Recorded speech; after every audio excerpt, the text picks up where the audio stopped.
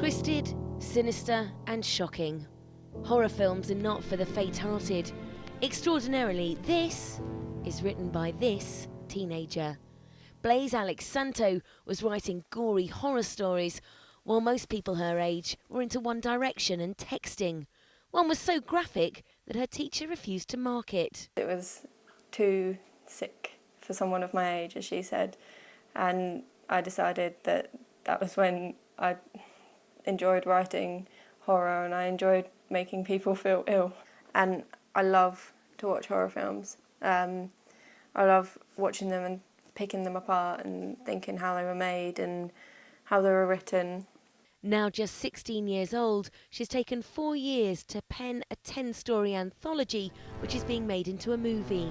She's clued in, she's intelligent, she's not a stupid little girl, she's really clued in and knows exactly what she wants, and it's her vision that I don't want to deteriorate from. Everything she's written is on the screen with 1 or 2 cinematic changes. Banned from watching horror films by her mother, Blaize saw them behind her back. Gory stories like this by their teen might be a concern for any parent. She's such a well-rounded person and very mature that I've never really had any great concerns.